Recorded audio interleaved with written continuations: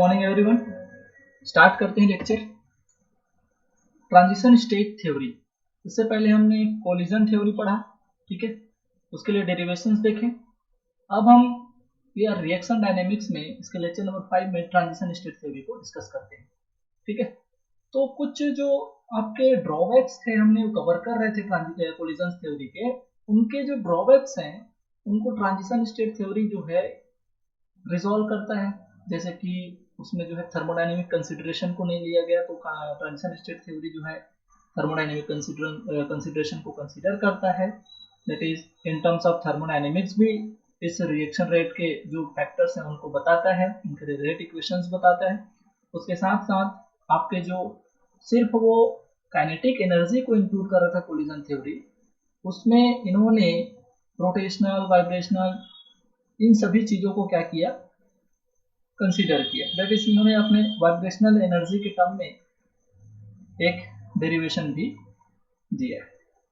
तो देखते हैं कि कैसे इन्होंने वाइब्रेशनल टर्म्स और आपके जो थर्मोडायनेमिक कंसिडरेशन को इंक्लूड किया इन रिएक्शन रेट में, ठीक है। चलिए, तो ये जो ट्रांजिशन स्टेट थ्योरी है इसको क्या क्या बोलते हैं। तो सबसे पहले तो ये आपका क्या हो गया, ट्रांजिशन स्टेट थ्योरी, ठीक। इसी को ही क्या बोलते हैं, activated complex theory, ACT, activated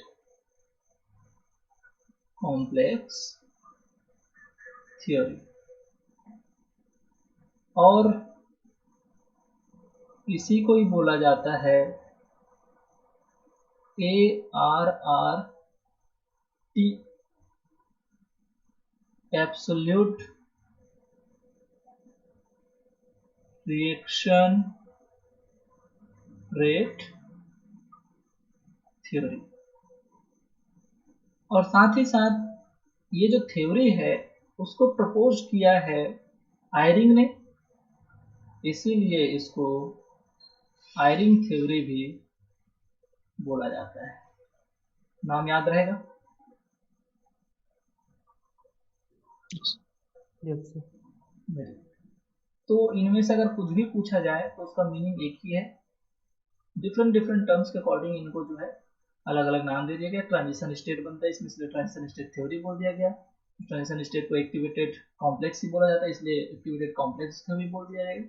ये एब्सोल्यूट रिएक्शन रेट को बताता है, इसलिए एब्सोल्यूट रिएक्शन रेट थ्योरी बोल दिया गया। आयरिंग ने प्रपोज किया, इसलिए आयरिंग थ्योरी बोल दिया।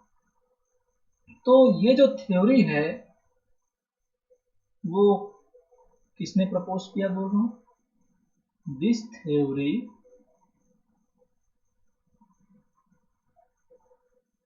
was proposed by Eyring and Polanyi in 1935, ठीक है। और इस थ्योरी का जो इम्पोर्टेंस है वो है कि इन्होंने थर्मोडायनेमिक को कंसीडर किया इसमें। दैट इज हम बोल सकते हैं कि this theory attempts thermodynamic consideration, जो कि आपके उसमें कोलिजन थ्योरी में नहीं था या नहीं किया गया था, ठीक है। इन दी रिएक्शन, समझ आया क्या? कोलिजन थ्योरी में हम कोलिजन की बात कर रहे थे, थर्मोडायनेमिक्स टर्म को वहां पर कहीं भी हम वहां पर इंट्रोड्यूस नहीं कराए थे। सो अब बात करते हैं postulates of transition state theory, ठीक है, कि ये थ्योरी क्या क्या बोलता है। सो क्या बोल सकते हैं, according to transition state theory, सबसे पहले अपन बात करते हैं कि ये बोलता है कि जब कोई रिएक्टेंट रिएक्ट करते हैं प्रोडक्ट फॉर्मेशन के लिए, ठीक है। तो ये जो डायरेक्ट प्रोडक्ट नहीं बनाते, ये जो है डायरेक्ट प्रोडक्ट नहीं बनाते, बट प्रोडक्ट फॉर्मेशन से पहले ये जो है एक क्या बनाते हैं, एक्टिवेटेड कॉम्प्लेक्स, और जिसको क्या बोलते हैं एक्चुअल में, या फिर इसी को क्या बोलते हैं, ट्रांजिशन स्टेट। एक ट्रांजिशन स्टेट से होकर गुजरते हैं, उसके बाद ये क्या बनाते हैं, प्रोडक्ट। समझ आया क्या? Yes sir. ठीक है। और ये जो आपका इंटरमीडिएट टाइप का कुछ बनता है जिसे हम ट्रांजिशन स्टेट बोल रहे हैं, उसी को ही हम एक्टिवेटेड कॉम्प्लेक्स बोलते हैं, और इन्हीं के फॉर्मेशन के बेस पे इनका जो है नाम बोल दिया जाता है transition state theory, activated complex theory. अगर हम इनका डायग्राम प्लॉट करें तो आप बोलेंगे कि अगर रिएक्टेंट, इंटरमीडिएट और प्रोडक्ट का हम डायग्राम प्लॉट करें तो वो कुछ ऐसा बनता है। सपोज मैं बोल दिया कि ये आपका एनर्जी है और ये प्रोग्रेस ऑफ रिएक्शन को दिखा रहा है, प्रोग्रेस ऑफ रिएक्शन। सो ये जो है आपका ये रिएक्टेंट हो गया और यहाँ पर आपका प्रोडक्ट बन गया। तो ये जो आपका स्टेट है वो किसको रिप्रेजेंट कर रहा है, एक्टिवेटेड कॉम्प्लेक्स या फिर ट्रांजिशन स्टेट। समझ आया? Yes sir. Yes sir. Yes sir. अब इसके अकॉर्डिंग, अच्छा, आप कोई बोलेगा कि सर ये ग्राफ जो है वो एक्सोथर्मिक होगा कि एंडोथर्मिक, तो कौन सा होगा, एक्सोथर्मिक। एक्सोथर्मिक। तो ये तो हो गया आपका एक्सोथर्मिक रिएक्शन के लिए, और एक्सोथर्मिक रिएक्शन। तो क्या एंडोथर्मिक में कुछ चेंज हो जाएगा, तो यस सर। कुछ चेंज होगा ही। क्या चेंज होता है,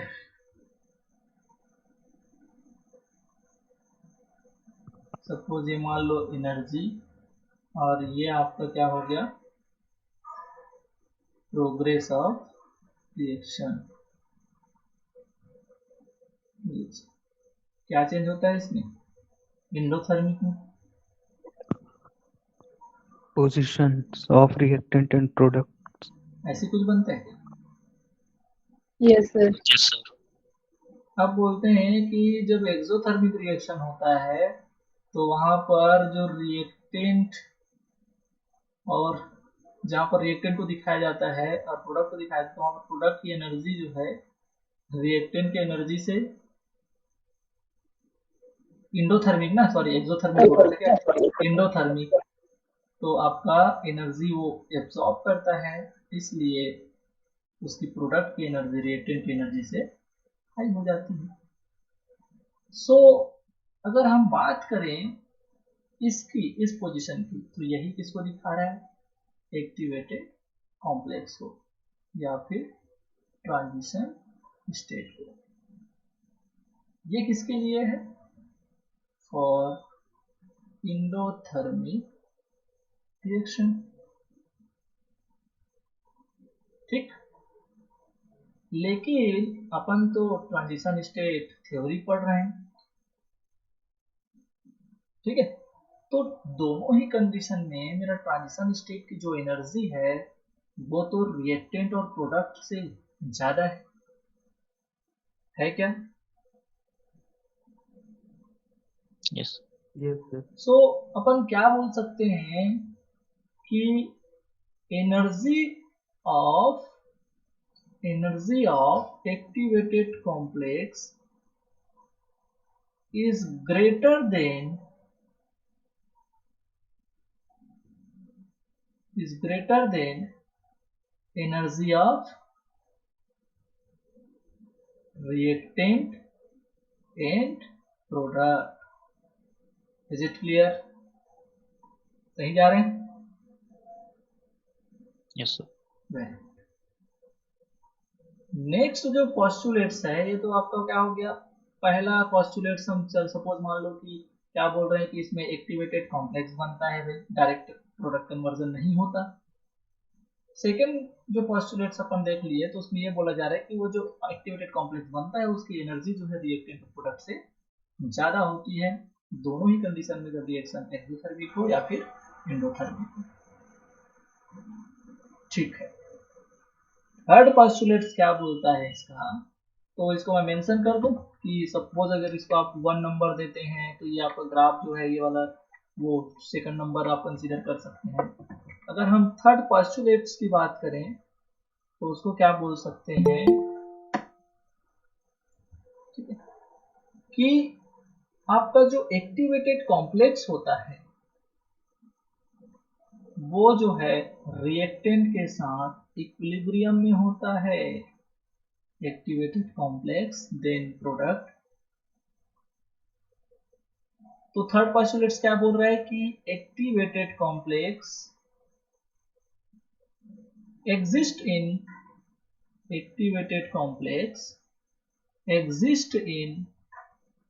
fast equilibrium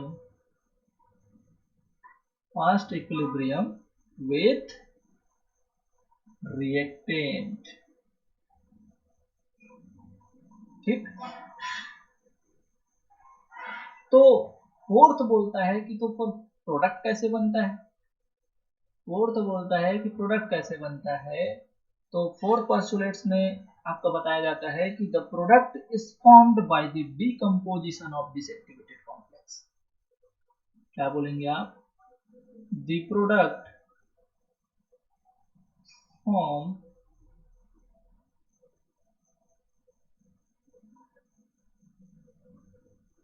किससे, बाय द, ये जो एक्टिवेटेड कॉम्प्लेक्स बना है उसके डीकंपोजिशन से, decomposition of activated complex।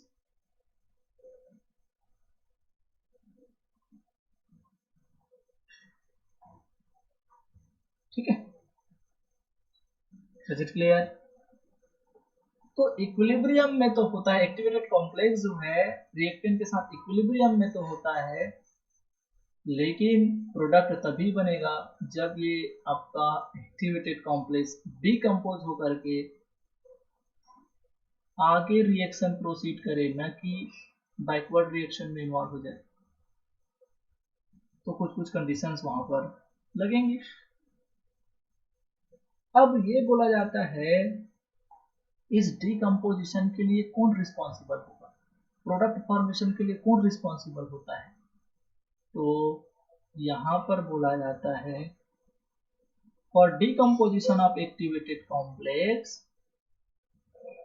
for decomposition of activated complex mainly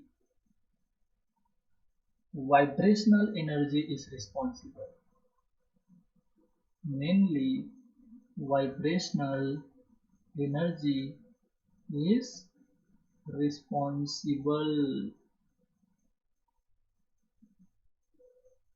समझ आया क्या?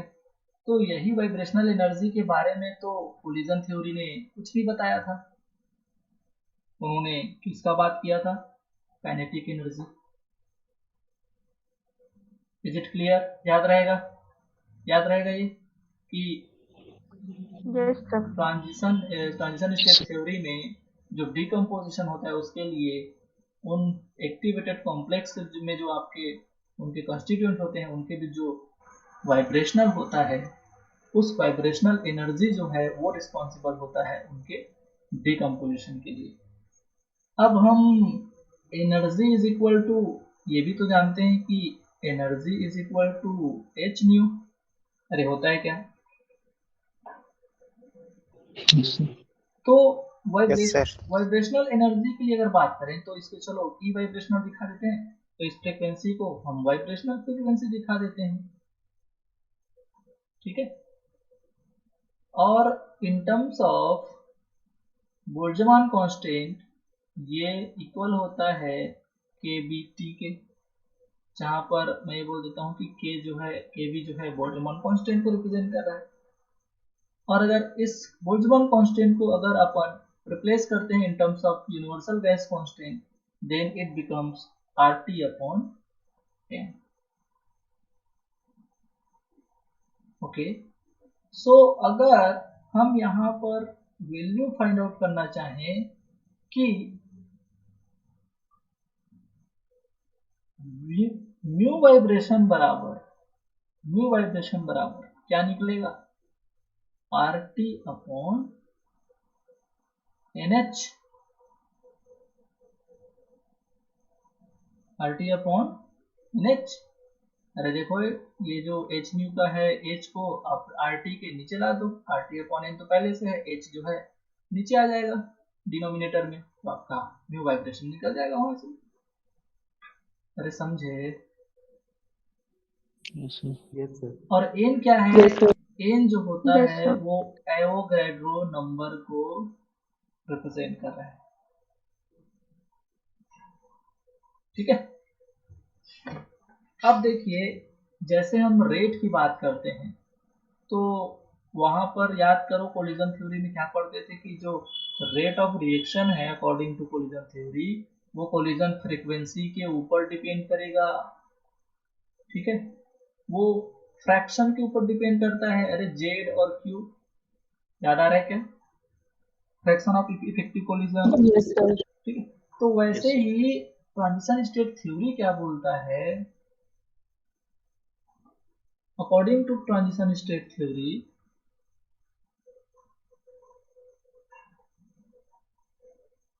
rate of reaction depends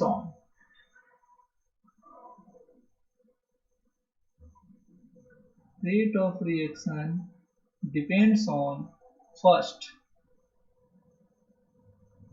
decomposition होना चाहिए, बोलते हैं प्रोडक्ट जो है डिकम्पोजिशन ऑफ एक्टिवेटेड कॉम्प्लेक्स, यही प्रोडक्ट फॉर्मेशन के लिए रिस्पॉन्सिबल होता है। तो भैया एक्टिवेटेड कॉम्प्लेक्स बनेगा तभी तो टूटेगा। So first is concentration of activated complex, concentration of activated complex, that is A। और चलो अपन बाद में मैं दिखाऊंगा इसको, एक A और B जो है एक्टिवेटेड कॉम्प्लेक्स बनाया, उसको एक्टिवेटेड कॉम्प्लेक्स को हम उसको पावर में हैश से दिखा देते हैं, कोई दिक्कत नहीं, ठीक है। या ऐसे भी दिखा सकते हो कि कंसंट्रेशन, तो इसको यहाँ ले लोगे पर कंसंट्रेशन ब्रैकेट जो कंसंट्रेशन को दिखा रहा है, कोई बोल देगा उसके पावर में है सर, तो ऐसे लिख सकते हैं, ठीक है। सेकंड जो होता है, सेकंड वो होता है आपका डीकम्पोजिशन फ्रीक्वेंसी। वो क्या है आपका डीकम्पोजिशन फ्रीक्वेंसी। क्यों? वहां पर याद करो कोलिजन फ्रीक्वेंसी की बात करते थे, यहाँ पर डीकम्पोजिशन फ्रीक्वेंसी, और डीकम्पोजिशन फ्रीक्वेंसी को अभी हमने क्या निकाला, nu vibration is equal to RT upon NH। अरे यही था क्या? Yes, sir. ठीक है।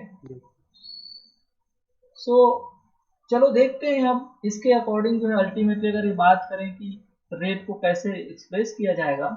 सो according to transition state theory, rate is equal to AB activated complex का concentration and mu vibration. Clear? अब चलते हैं अपन मैथमेटिकल एक्सप्रेशन की तरफ, थर्मोडायनेमिक कंसीडरेशन की तरफ, कि जब थर्मोडायनेमिक को ये यूज करता है तो ये इक्वेशन जो है, जो आयरिंग इक्वेशन कहलाता है ट्रांजिशन स्टेट थ्योरी के लिए, जो एक्सप्रेशन कहलाता है उसके लिए, ये तो रेट लॉ हो गया आपके according to transition state theory. ठीक है, तो ये आप वो मत करना कि मैकेनिज्म से ये रेट लॉ निकला है, कैसा नहीं, it is only according to transition state theory. Transition state theory ऐसा बोलता है, इसलिए हम इसको ऐसे लिख दिए। ओके,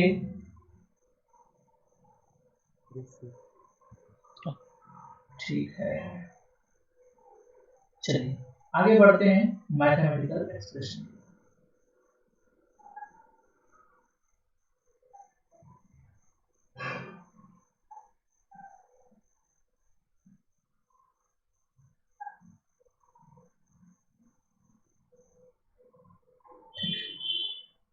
चलिए, तो एक रिएक्शन लेते हैं सबसे पहले, बायोमोलिकुलर रिएक्शन। चलो, ए बी, ये बोल रहा है कि प्रोडक्ट में कन्वर्ट हो रहा है, तो इसके अकॉर्डिंग अपना रेट लॉ क्या बोलता है? रेट शुड बी, या सीधा पहले मैं लिख देता हूं, अकॉर्डिंग टू रेट लॉ क्या बोलता है? Rate law, rate should be equal to concentration of A, concentration of B, directly proportional. और प्रोपोर्शनलिटी कांस्टेंट को लगाओगे तो के कांस्टेंट। अरे ओके, इक्वेशन नंबर फर्स्ट। लेकिन ट्रांजिशन स्टेट थ्योरी बोलता है, क्या बोलता है? But according to transition state theory, ये जो मैकेनिज्म है वो ऐसा नहीं होता, डायरेक्ट प्रोडक्ट नहीं बनता भैया। यहाँ कुछ होता है जो कि एक्टिवेटेड कॉम्प्लेक्स के नाम से जाना जाता है, और इसका पोस्टुलेट्स बोलते हैं कि रिएक्टेंट के साथ ये एक्टिवेटेड कॉम्प्लेक्स जो बनेगा, ठीक है, एक्टिवेटेड जो कॉम्प्लेक्स बनता है वो फास्ट इक्विलिब्रियम में रहता है, और अगर ये डिकम्पोज हो जाए तो ये अब प्रोडक्ट में कन्वर्ट होता है according to transition state theory. जहां पर ये जो है आपका एक्टिवेटेड कॉम्प्लेक्स या फिर ट्रांजिशन स्टेट को रिप्रेजेंट कर रहा है। सपोज मान लो कि इक्विलिब्रियम कांस्टेंट को अपन केसी से दिखाते हैं, और अगर इसमें एक्टिवेटेड कॉम्प्लेक्स बन रहा है तो चलो इसको हम केसी ऐसे रिप्रेजेंट कर देते हैं, ठीक है। तो जो प्रोडक्ट फॉर्मेशन वाला स्टेप है उसको K2 से दिखा देते हैं, या चलो अभी K से ही दिखा देते हैं, सब जब जरूरत पड़ेगा तो उसको हम अकॉर्डिंग टू सिचुएशन वहां पर मेंशन कर देंगे। अरे समझे? लेकिन इसका रेट क्या बोलता है? According to transition state theory rate क्या बोलता है कि हम तो कंसंट्रेशन ऑफ एक्टिवेटेड कॉम्प्लेक्स के डायरेक्टली प्रोपोर्शनल होते हैं, and also depends on vibrational frequency या डिकम्पोजिशन फ्रीक्वेंसी, जिसके नाम से जाना जाता है, और चूंकि उस डिकम्पोजिशन के लिए वाइब्रेशनल रिस्पॉन्सिबल होता है, इसलिए उसको वाइब्रेशनल फ्रीक्वेंसी दिखा देते हैं। कोई दिक्कत? इक्वेशन नंबर सेकेंड, ठीक है। लेकिन इक्विलिब्रियम कांस्टेंट का बचपन में हम जब फार्मूला देखते थे तो equilibrium constant equal to concentration of product upon concentration of reactant, ऐसा कुछ पढ़ते थे क्या? तो अगर मैं यहाँ से केसी निकालना चाहूँ तो केसी क्या आ जाएगा? चूंकि KC hash is equal to concentration of product, और यहाँ पर उस इक्विलिब्रियम में प्रोडक्ट कौन है? एक्टिवेटेड कॉम्प्लेक्स, बटे में ए एंड बी। अरे समझ आया? Yes sir. ऐसा क्यों कर रहा हूँ मैं? क्योंकि जो रेट ट्रांजिशन स्टेट थ्योरी बोलता है उसमें वो जो है एक्टिवेटेड कॉम्प्लेक्स जो कि इंटरमीडिएट है उसको ला रहा है वो अपने इक्वेशन में, लेकिन ऐसा थोड़ी होता है। इंटरमीडिएट का तो नामो निशान नहीं होता रेट लॉ में, तो क्यों हम रिप्लेस नहीं कर सकते क्या उसको? तो देखिए Kc has is equal to a concentration of product in which आपका प्रोडक्ट क्या है, एक्टिवेटेड कॉम्प्लेक्स उस इक्विलिब्रियम स्टेट में, और रिएक्टेंट है A और B। तो यहाँ से क्या मैं आपका AB निकाल सकता हूँ, और AB इज इक्वल टू क्या हो जाएगा, Kc has A and B, equation number 3। अब क्या करिए, इस AB को अपने जगह में पुट कर दीजिए, ठीक है। सो क्या बोल सकते हो, substituting the value of AB hash on equation second, क्या हो जाएगा, now it becomes rate is equal to Kc hash AB, ये किसका वैल्यू आ गया, AB हैज का। अब एक चीज वहां पर बचा हुआ है, और वो क्या है, mu vibration. Okay, very good. Yes, sir. अब ये बोलता है कि मैं तो इक्वेशन नंबर हो गया 4। अब आप रेट लॉ के अकॉर्डिंग सिंपल रिएक्शन में वहां पर कुछ क्या निकाले थे, रेट इज इक्वल टू के, अरे इक्वेशन नंबर फर्स्ट देखो, रेट इज इक्वल टू के ए बी, यही तो था। Yes, sir.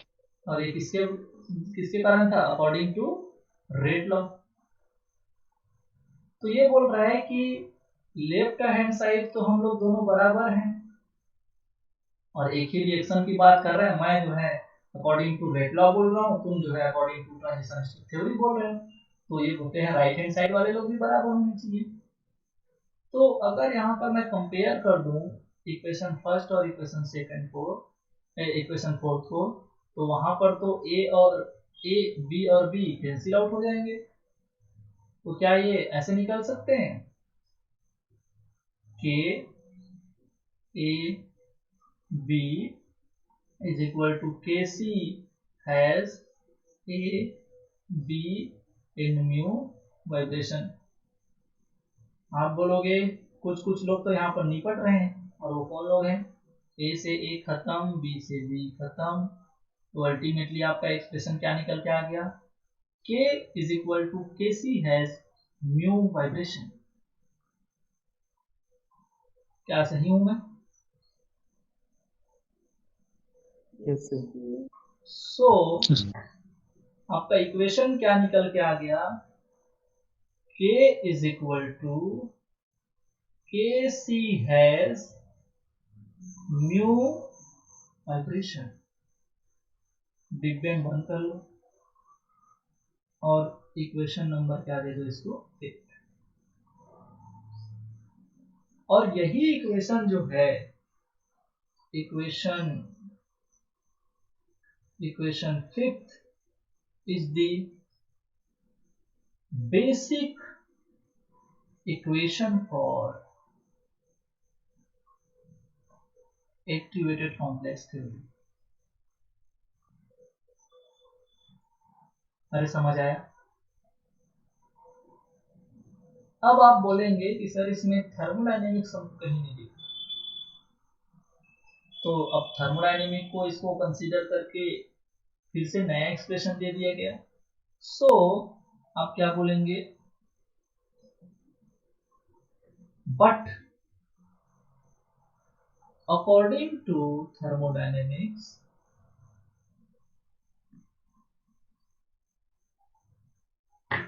क्या होता है, del G naught is equal to, ऐसा कुछ पढ़ते हो क्या, minus R T natural log K, ऐसा कुछ। Yes, sir. Yes, Yes, sir.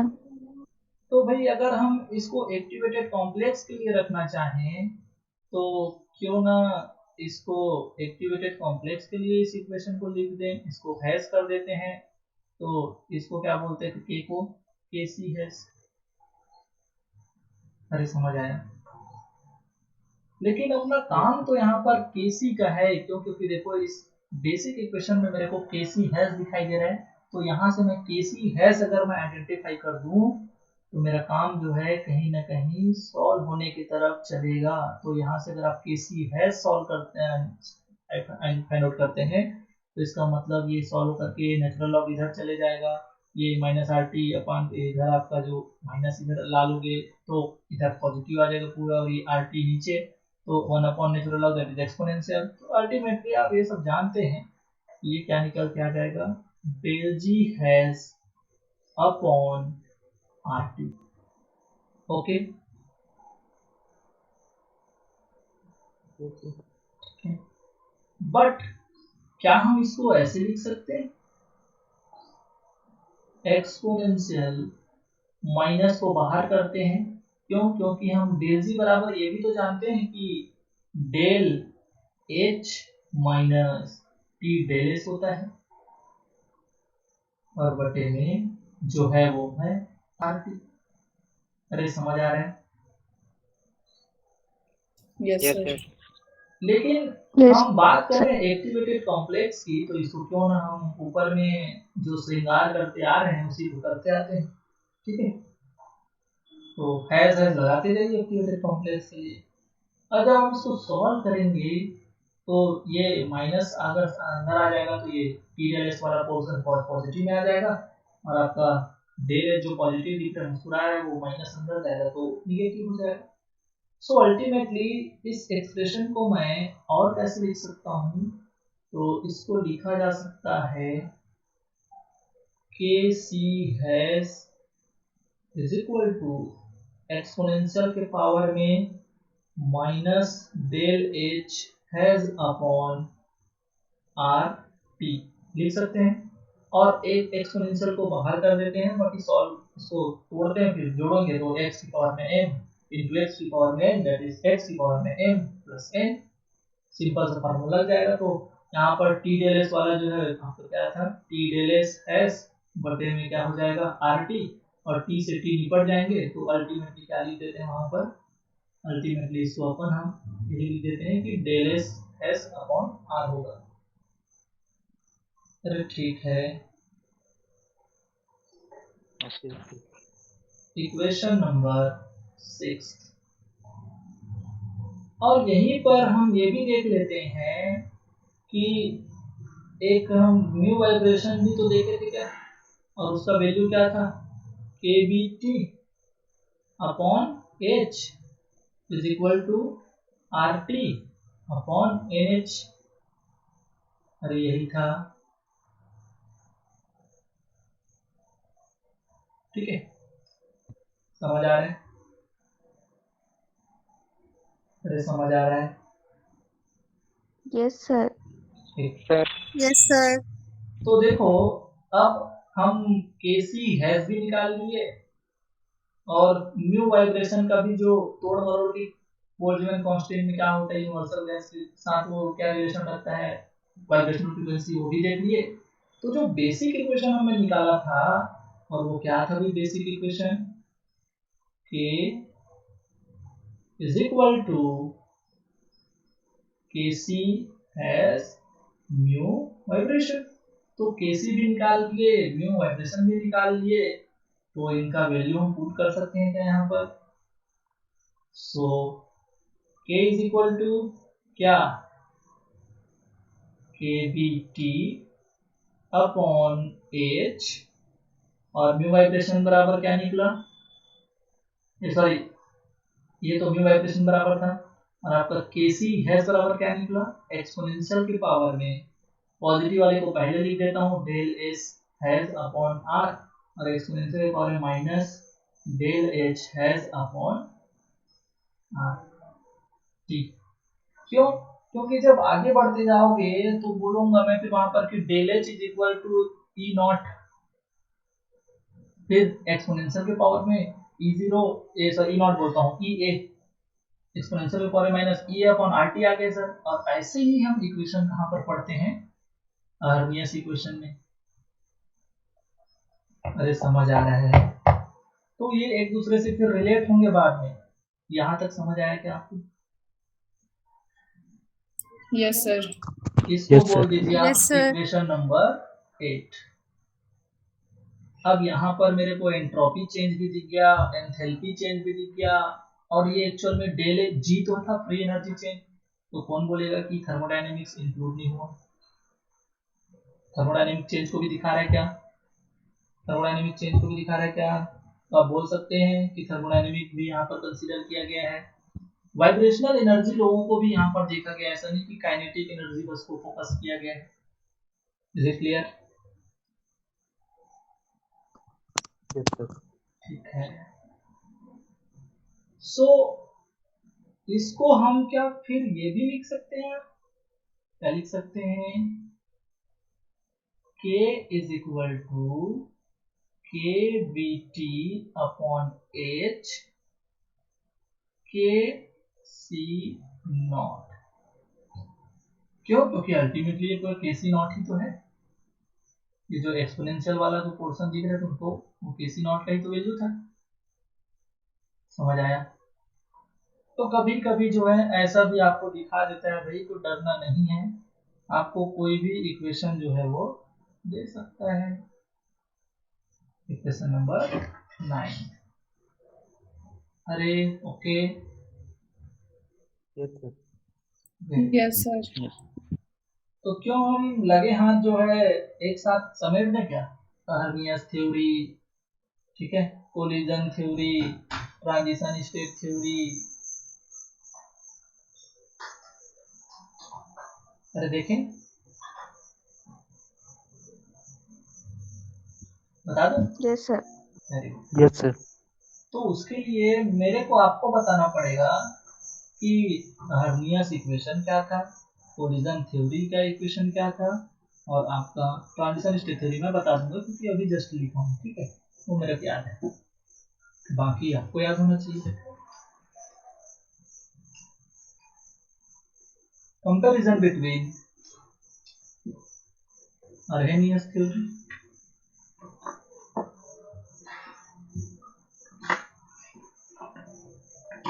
Transition state theory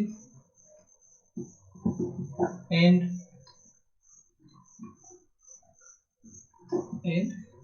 collision theory.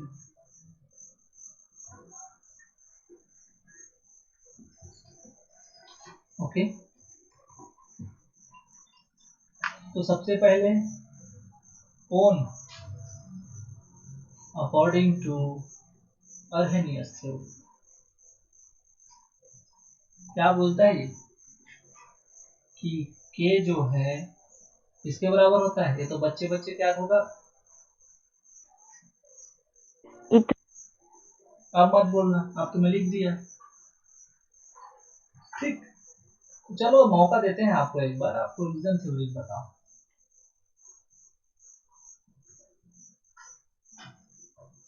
According to collision theory क्या निकला था? के। मस्त बेवकूफ बनाया था। क्या था वो? ए को क्या बोल दिया? जेड, और इधर फिर same to same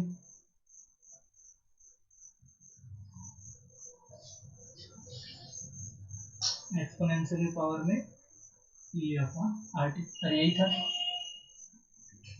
Yes, sir. समझ आ रहा है क्या?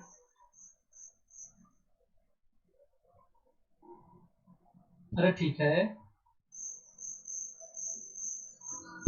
Yes sir. According to transition state theory इसमें दिक्कत है। तो देखो यहाँ पर अभी क्या निकाले? k is equal to K B T upon H, exponential के पावर में क्या था? Del S hash upon R, और इधर एक्सपोनेंशियल के पावर में क्या होता है? Del H hash upon R T. अरे यही था। Yes. अगर Yes, sir. यहाँ पर अगर अपन कंडीशन लगा दे, if del H has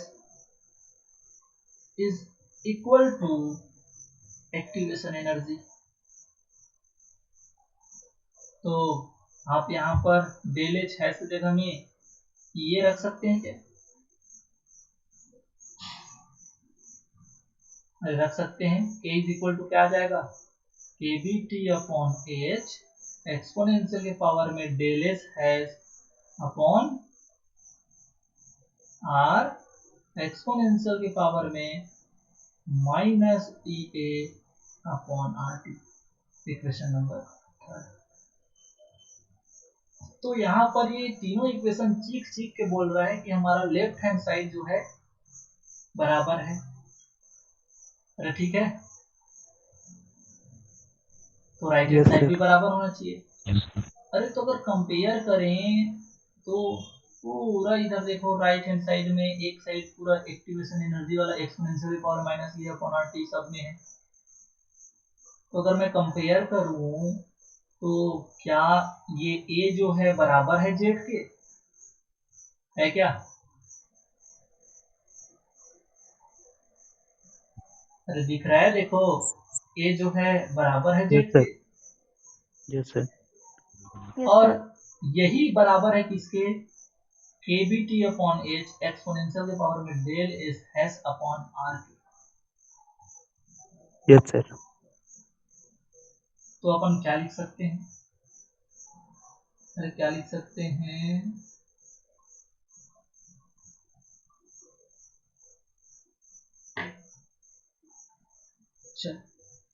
on comparing equation first, second, third, आपका क्या रिलेशन निकल के आता है?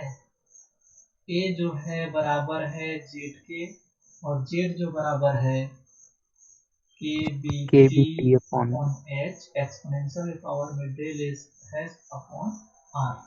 इम्पोर्टेंट क्या होता है आपका? Important. It is a kind of relation between free exponential factor, ठीक है, कोलिजन फ्रीक्वेंसी और आपका जो क्या बोलते हैं इसको, ट्रांजिशन स्टेट थ्योरी के लिए जो कांस्टेंट वगैरह और जो एंथैल्पी एंट्रोपी चेंजेस वगैरह दिखता है उनके। अरे समझ आया? और सिंपल से अगर बात करें तो हर्मियस थ्योरी, कोलिजन थ्योरी और ट्रांजिशन स्टेट थ्योरी के बीच रिलेशन। समझ आया? Yes sir. Yes sir. हो जाएगा? Yes sir. वेरी गुड, ठीक है। सो सब लोग जुड़ गए हैं, अटेंडेंस ले लें। Yes sir.